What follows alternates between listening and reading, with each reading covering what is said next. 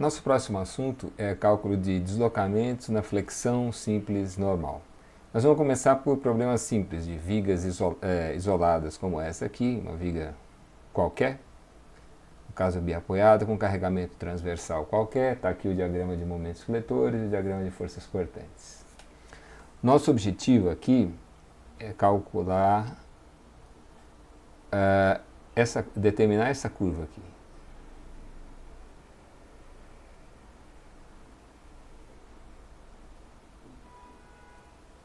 Isso que eu estou representando em branco é o eixo da barra na configuração indeformada.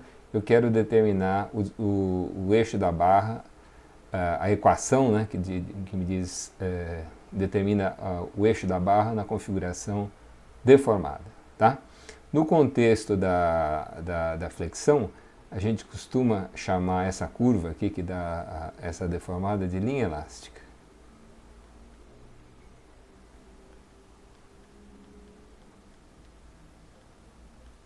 A deformada da estrutura. Nosso objetivo é determinar a equação da linha elástica. Né? Nosso ponto de partida vai ser o seguinte: vocês devem se lembrar, ou não, de que quando nós estudamos a flexão, o cálculo de tensões normais, do estudo das tensões normais, nós determinamos a seguinte relação: 1 sobre ρ é igual a m dividido por EI. Isso apareceu lá no meio das equações, quando a gente estava estabelecendo as relações entre tensões e esforços solicitantes. Né? A gente chegou a essa relação e eu disse que eu ia usar isso mais para frente na hora de calcular deslocamentos. Nessa expressão, o que é esse ρ? Bom, esse ρ é o seguinte. Aqui eu vou precisar de uma figura um pouco mais precisa. Nós vamos imaginar que nessa posição, o raio de curvatura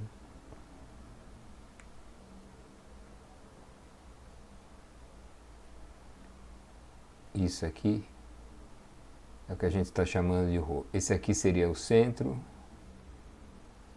né? E o que a gente está chamando de ρ é esse raio de curvatura. Tá? Obviamente, se essa curva fosse uma circunferência, né, um arco de circunferência, o raio de curvatura seria constante e esse centro seria um ponto fixo. Né? Mas no nosso caso não é o que está acontecendo. Esse é o raio nessa posição. Se eu considerar essa outra posição aqui, pode ser que o raio de curvatura seja outro e o centro seja outro.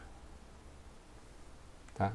Aqui, nessa outra posição, o raio de curvatura pode ser uma outra coisa e o centro pode ser um outro centro. Tá? Falando de forma grosseira, eu poderia dividir essa curva em pequenos segmentos e em cada segmento é como se fosse um arco de circunferência com o seu raio e o seu centro. Tá? Então, de modo geral, o ρ depende da coordenada. Né? Eu vou colocar aqui o nosso sistema de coordenadas. Nessa análise vai ser x vai ser o eixo da barra e o eixo perpendicular eu vou chamar de y.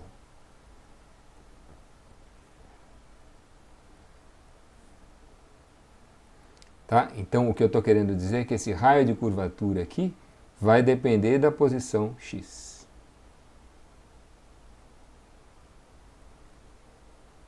Tá? Na seção de abscissa x, vamos completar essa figura aqui. Na seção de abscissa x,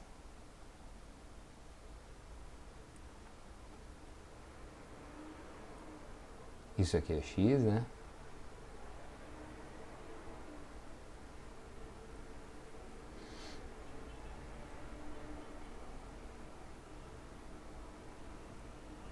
O que eu quero é esse deslocamento transversal aqui.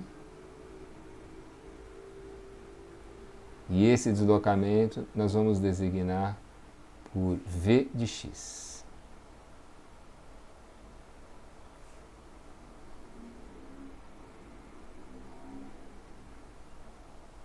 Estou demorando um pouco porque essas figuras têm que ser bem feitas.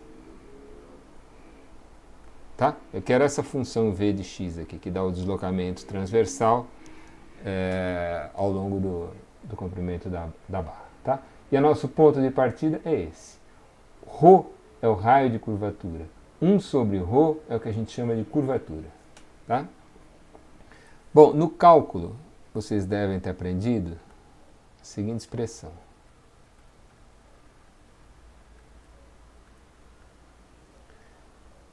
Toda vez que a curva pode ser descrita por uma função desse tipo, a curvatura ela vale v duas linhas, eu já vou dizer quem é isso, dividido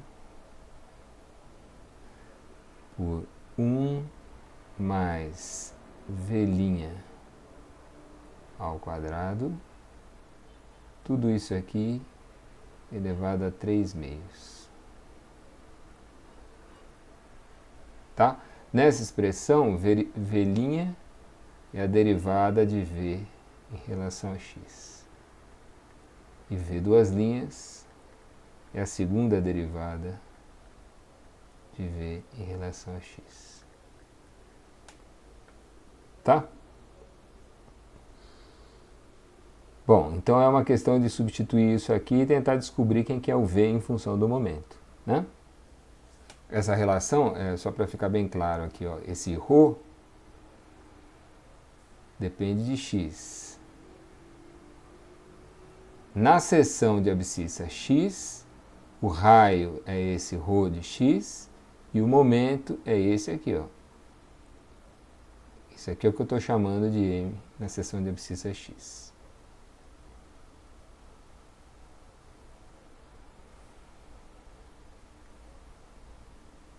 Esse aqui é o m de x, tá?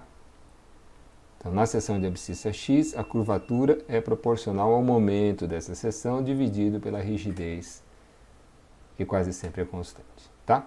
E a curvatura numa certa posição de abscissa x depende dessa relação envolvendo a equação de v de x, tá? Bom, nessa equação, essa equação é complicada, essa relação entre a curvatura e a função de deslocamento. Aqui aparece o v' ao quadrado, esse 3/2. Felizmente a gente pode simplificar isso. É o seguinte, vamos tentar entender quem que é esse v'. Eu vou fazer uma figura um pouco maior, olhando só para essa região aqui.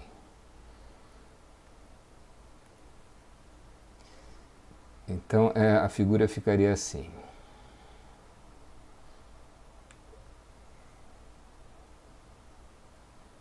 Aqui está o apoio, né? Vamos imaginar que aquela curva que dá a linha elástica seja alguma coisa assim. Tá? Vou fazer uma curva melhor, vai. Vou tentar.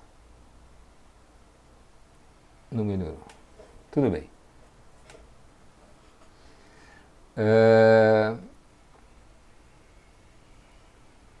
Está aqui a seção de abscissa x, a posição em que a abscissa é x, né? E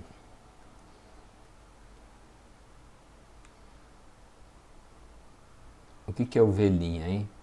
O v' é a derivada de v em relação a x. A gente encontra o significado geométrico para essa derivada fazendo o seguinte. Se eu tomar uma tangente a essa curva nessa posição,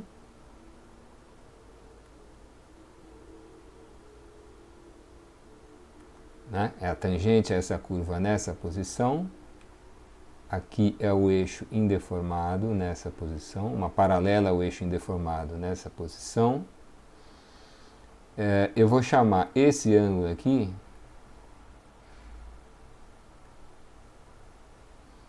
de θ de x. Tá? Lembre-se de que x é isso aqui, né?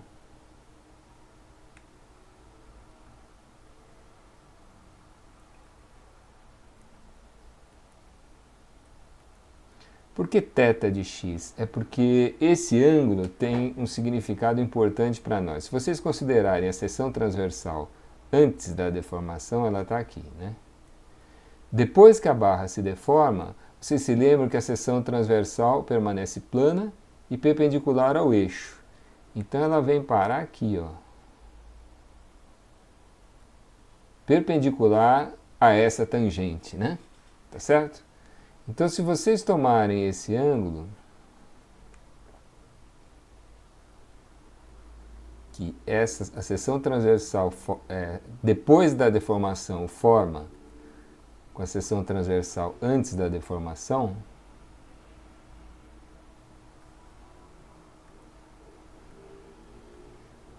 esse ângulo aqui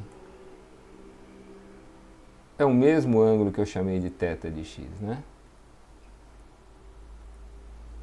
Ou seja, esse ângulo θ é a rotação da seção transversal, tá? Bom, o que a gente sabe do cálculo também é que a derivada da função aqui nessa posição é igual à tangente desse ângulo, né? O V' na seção de abscissa x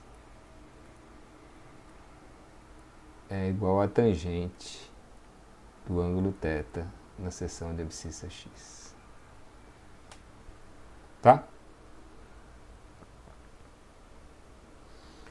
Bom, eu estou desenhando essa deformada aqui e, obviamente, está exagerando demais a magnitude dos deslocamentos, né? Se vocês pensarem bem, todas as estruturas que vocês conhecem estão deformadas, né? Qualquer viga que esteja aí no teto, aí, ela está deformada, porque tem a ação do carregamento em cima dela. Agora, em nenhuma delas vocês percebem a deformação. Isso é assim mesmo. As nossas estruturas aqui na engenharia civil são projetadas para exibirem deslocamentos imperceptíveis. A gente mal percebe os deslocamentos. Então a gente olha e nem é capaz de distinguir, de perceber que essa curva verde, na verdade, está diferente da curva branca. Tá? Então acostumem-se, todas as vezes que eu desenhar essas curvas, eu estou exagerando demais a magnitude dos deslocamentos. Tá? Bom, se os deslocamentos são pequenininhos, os ângulos de rotação das seções transversais também são pequenininhos, né? Esses ângulos aqui de rotação são da ordem de 10 a menos 2, né? Se fosse 1 grau, seria 10 a menos 2 radianos, e 1 grau já é muito, já é uma rotação maior do que o costume, né? Bom, para essa ordem de grandeza de deslocamentos, a tangente é aproximadamente igual ao próprio ângulo. A tangente de θ é aproximadamente igual ao próprio ângulo θ. E a ordem de grandeza desse negócio aqui, e a ordem de grandeza disso aqui é de 10 a menos 2, assim, no máximo. 10 a menos 2 radianos. Tá?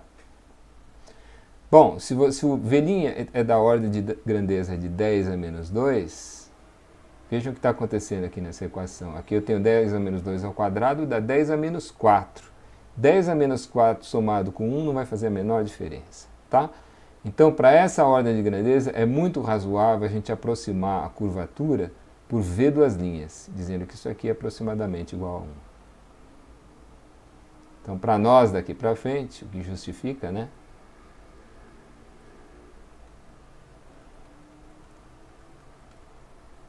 A gente dizer que a curvatura numa seção qualquer é aproximadamente igual ao V duas linhas. Tá? Então, por um lado, nós temos essa relação aqui. Vou chamar de 1.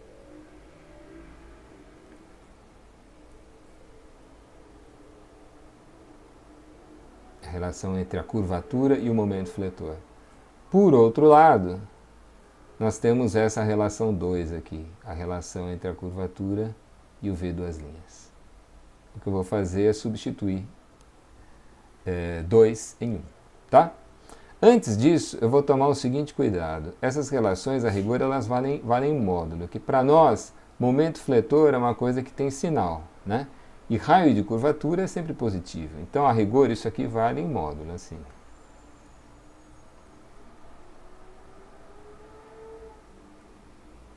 E essa segunda relação também. Aliás, aqui já aparecia isso, né? Nessa relação, V duas linhas é a segunda derivada de uma função. Isso pode ser positivo, negativo, pode ser zero, pode ser qualquer coisa. E o raio de curvatura aqui é sempre positivo. Então essa relação vale em módulo, tá? Do lado de cá também eu tenho que manter esse módulo. Substituindo então a relação 2 na relação 1, a gente chega quase onde a gente queria. Se eu substituir 2 em 1,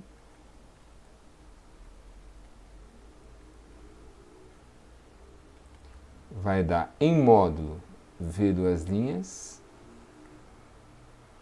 igual a M em módulo dividido por EI. Tá? O M pode ser uma função de x, até o EI pode ser uma função de x, o V duas linhas também é uma função de x. Essa identidade vale em qualquer posição. Tá? O que a gente precisa fazer agora é se livrar desses módulos. E para isso, vamos observar o seguinte. Vejam qual é o sistema de eixo que eu vou adotar, né? X para a direita, Y para baixo. Então, nesse sistema de eixo que a gente está acostumado a usar,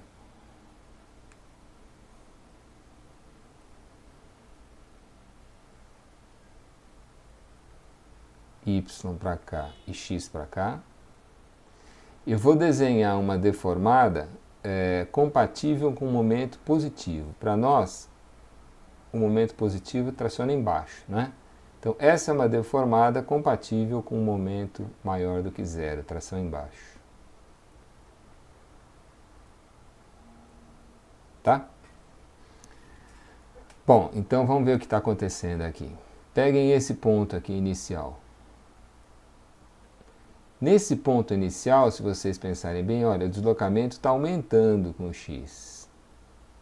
O deslocamento está sendo medido a partir do lado de cima. Ele está aumentando com o x, não é? Se o v cresce com x, significa que nessa posição o v', a derivada de v, é maior do que zero.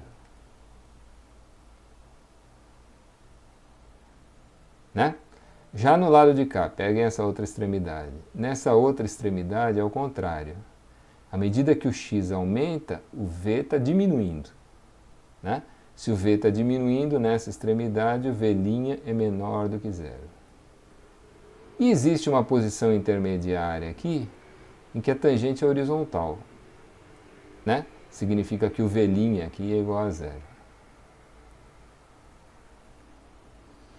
Então, à medida que a gente está caminhando para cá,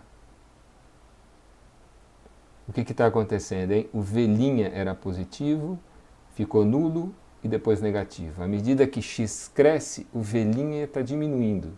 Se o v' está diminuindo, o v duas linhas é menor do que zero. Tá?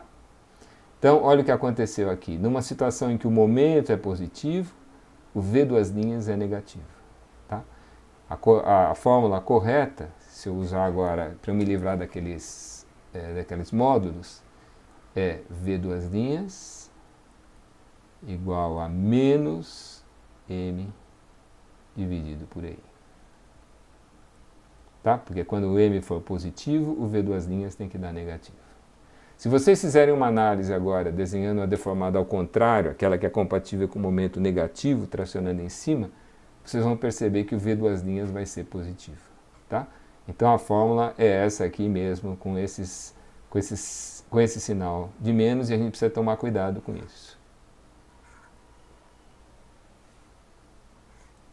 Não esquecer esse sinal de menos. Tá? Bom, vamos fazer uma aplicação.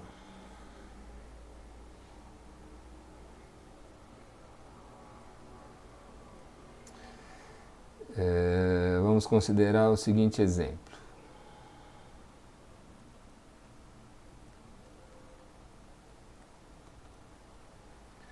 Uma viga simplesmente apoiada,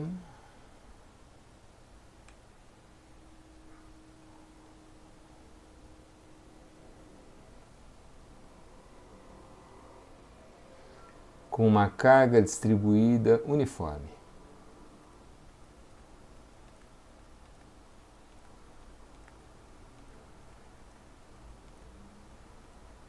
carga Q constante.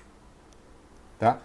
Vamos imaginar que a viga tenha comprimento L e a rigidez, vamos imaginar que seja EI constante. Eu vou indicar isso assim, ó. EI igual a CTE. Isso quer dizer que a rigidez é constante ao longo do comprimento da viga.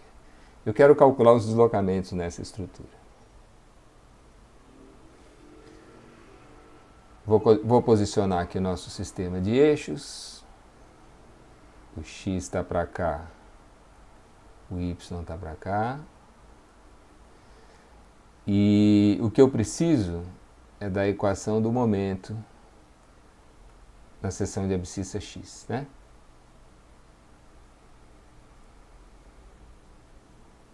Tendo essa equação do momento na seção de abscissa X, eu descubro quem é a segunda derivada de V. E aí eu integro duas vezes essa expressão para descobrir quem é o V, né? Bom, para calcular o momento na seção de abscissa X, eu vou precisar primeiro das reações de apoio, né? Para esse carregamento Q vai gerar, por simetria, reações iguais dos dois lados, né? O resultante é QL, cada uma delas é QL sobre 2.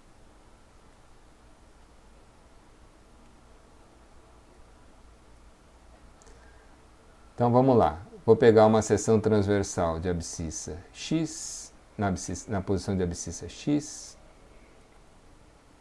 como essa, e vou cortar olhando para um lado, né? Isso aqui é o X.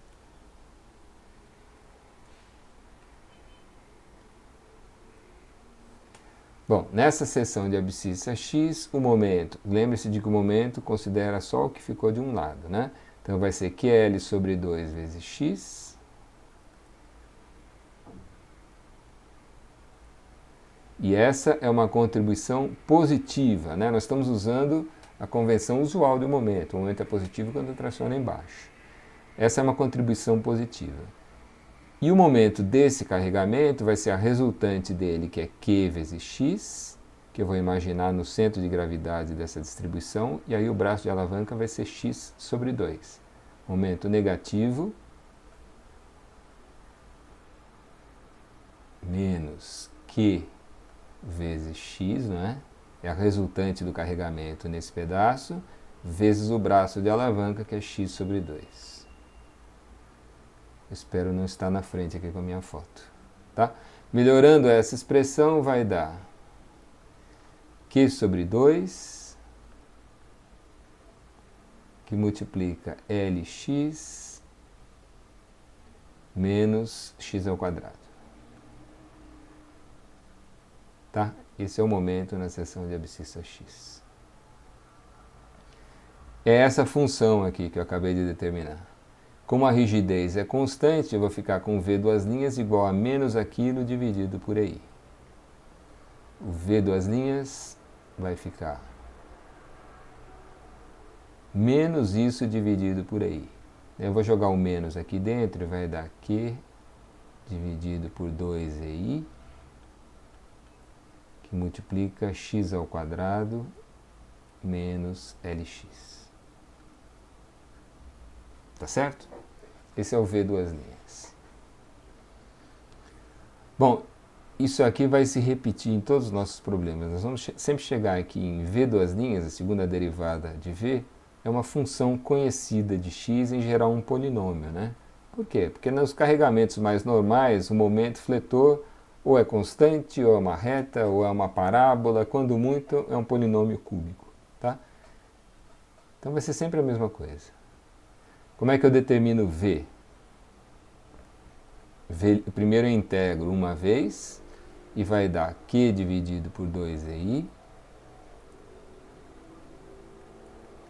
que multiplica a integral de x ao quadrado é x ao cubo sobre 3, menos L vezes a integral de x. A integral de x é x ao quadrado sobre 2. E aqui, ó, eu tenho que prever a possibilidade de existir uma constante de integração C1. Obviamente, essa constante de integração eu posso deixar aqui dentro dos parênteses, ou eu poderia ter colocado fora dos parênteses, né? Depois eu comento isso, porque que é melhor mantê-la dentro. Mas o fato é o seguinte, eu tenho que prever essa constante de integração, porque qualquer que seja o valor dessa constante, a derivada dessa expressão vai dar aquilo, tá? Vai dar isso aqui. Então eu tenho que manter essa constante de integração C1. Integro mais uma vez. Vai dar V igual a Q sobre 2EI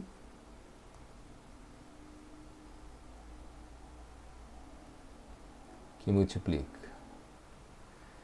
A integral de x3 é x4 sobre 4. Com esse 3 aqui vai dar x4 sobre 12.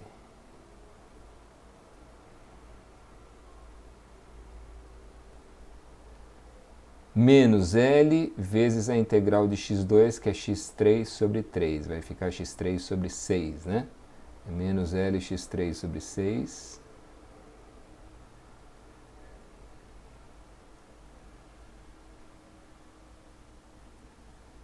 Mais C1, a integral de uma constante, é a constante vezes x. C1 vezes x. E outra vez eu preciso prever uma constante de integração. Qualquer que seja o valor dessa constante C2, a derivada disso vai dar esse velhinho aqui. Tá? Bom, então a menos dessas duas constantes de integração, C1 e C2, eu sei a expressão de V de x, a chamada equação da linha elástica. Como é que a gente faz para descobrir as constantes de integração? Olha,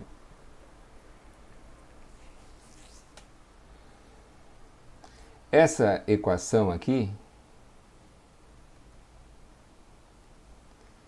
veio daqui, da equação do momento, né? É o momento dividido por I.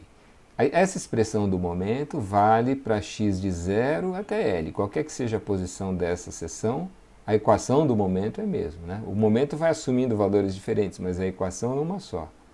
Então, essa equação diferencial, e isso aqui é uma equação diferencial, vale para x de 0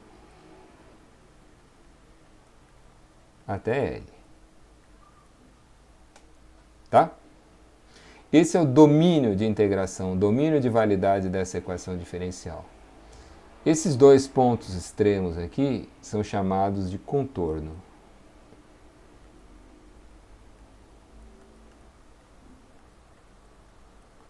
Ou extremidades do domínio. Tá? Para resolver essa equação, falta a gente introduzir as chamadas condições de contorno. Condições de contorno dão informações sobre essa função que eu estou querendo nos dois pontos de extremidade, x igual a 0 e x igual a L. Vejam que eu já tenho a equação de V duas linhas, que valem ao longo de todo o domínio, e em especial nesses dois pontos, x igual a 0 e x igual a L. Né? Então eu saberia a terceira derivada, a quarta derivada, o que eu quisesse daí para cima. O que eu não sei é daí para baixo. Eu não sei quem é V' e quem é V nessas duas posições. Então as condições de contorno são informações sobre V e V' nessas duas posições. Tá? Bom, o que a gente sabe sobre V e V' nessas duas posições? Vamos colocar aqui, vamos introduzir aqui as chamadas condições de contorno.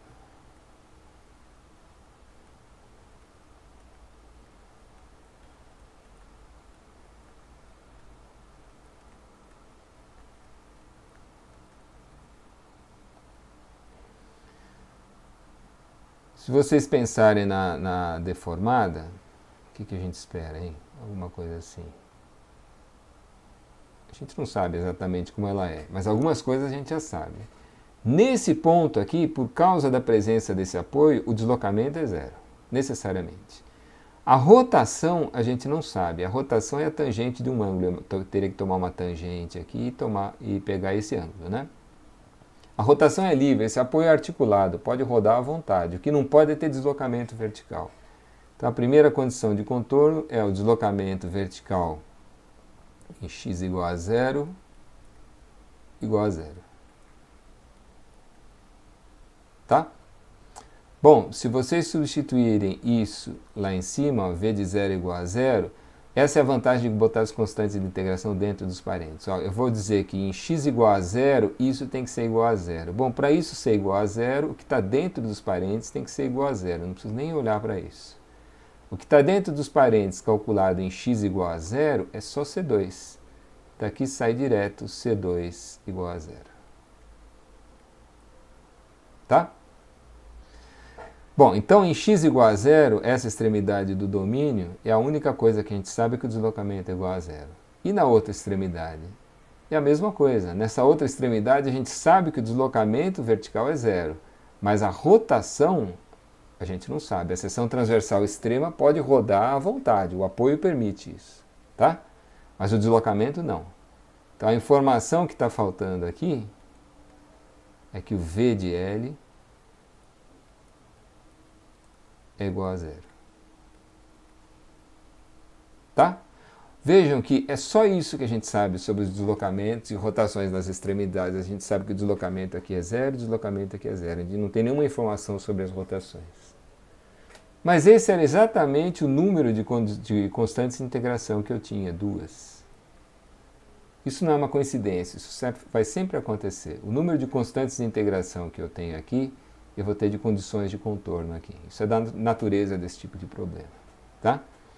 Bom, quando eu fizer V de L igual a 0, o que vai dar, hein? Eu já vou usar o fato de que C2 é igual a 0. Vou usar esse resultado aqui. V de L igual a 0, olha, é só substituir x igual a L. Como eu vou igualar a 0, outra vez eu não preciso olhar para isso. Vai dar L a quarta sobre 12 menos L a quarta sobre 6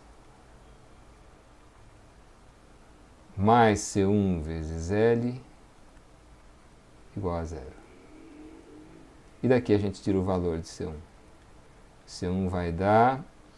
Isso aqui é menos 2 sobre 12, então vai dar menos 1 sobre 12, passando para lá é mais 1 sobre 12, L ao cubo dividido por 12. Se eu não errei a conta. Tá? Então, passando a limpo o resultado. V de x vai ser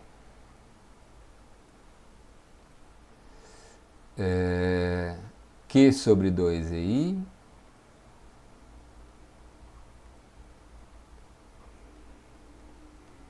que multiplica x4 sobre 12 menos lx3 sobre 6, x4 sobre 12 menos lx3 sobre 6, mais C1 vezes x, ou seja, L ao cubo x sobre 12. Mais L ao cubo vezes x dividido por 12. Tá? Bom, daria para multiplicar por 12 tudo isso aqui, melhorar um pouco a expressão, mas vamos deixar assim mesmo. Essa é a equação da linha elástica. Ela dá o deslocamento transversal em qualquer posição. Olha, aqui, cuidado com o vexame, hein? A gente tem que somar coisas, para somar essas coisas, elas precisam ter a mesma dimensão. Aqui é comprimento a quarta, aqui também e aqui também. Digamos que eu queira o deslocamento máximo. Nesse problema, acho que ninguém vai pensar diferente disso. O deslocamento máximo tem que ser no meio do vão, não é? Acho que ninguém vai ter uma ideia diferente dessa. Depois nós vamos justificar isso melhor, mas aqui acho que é óbvio para todos, né? O deslocamento máximo é esse aqui. Tá? A gente costuma chamar na flexão o deslocamento máximo de flecha. A flecha é o deslocamento máximo. Bom, a flecha, nesse caso, vai ser o deslocamento em x igual a L sobre 2.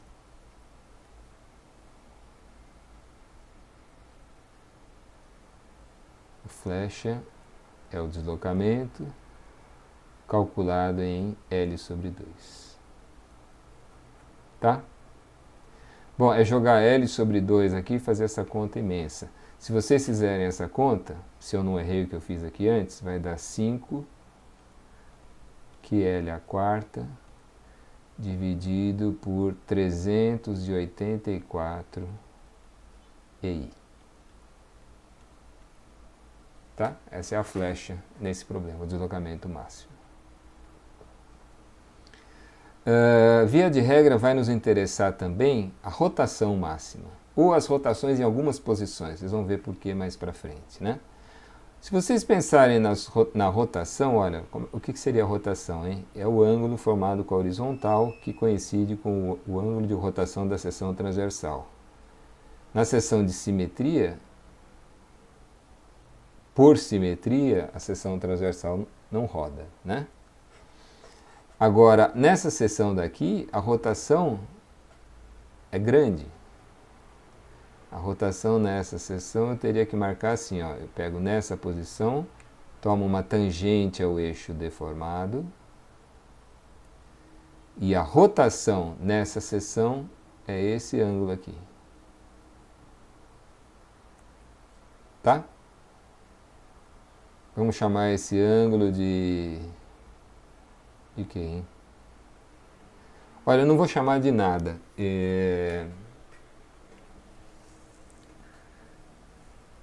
Depois eu explico por quê. Bom, esse ângulo aqui é igual a tangente dele e, portanto, é o V' em x igual a zero. Tá? Tá certo isso? Esse ângulo de rotação, como o ângulo é pequeno, ele é igual à própria tangente e, portanto, é igual à derivada nessa posição. O que eu vou calcular aqui, não vou dar nome de θ, eu vou chamar de V' de zero. Depois eu vou explicar por que isso. Esse é um valor que vai nos interessar. Se vocês olharem para essa deformada, acho que é fácil perceber que a seção que mais roda é essa seção extrema aqui. Claro, a do lado de lá, por simetria, vai ter uma rotação igual de sentido contrário, tá? Mas em módulo, as maiores rotações são nas extremidades. E essas rotações eu calculo tomando V' de zero. O V' de zero já está aqui, ó. Cadê? V' tem essa expressão. Calculado em x igual a zero, é esse negócio vezes C1. Né? Então é Q sobre 2EI vezes C1. O V' de zero é Q sobre 2EI vezes o C1. E o C1 tinha dado L ao cubo sobre 12.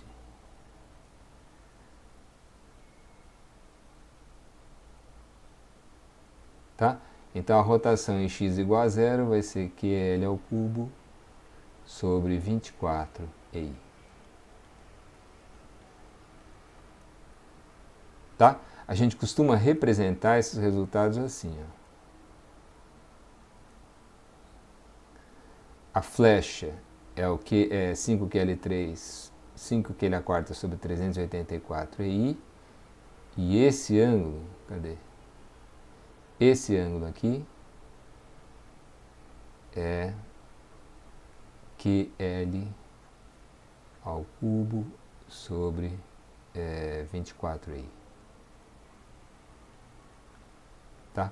Esse F é o 5QL a quarta sobre 384i. Tá certo? Deslocamento máximo e rotação máxima.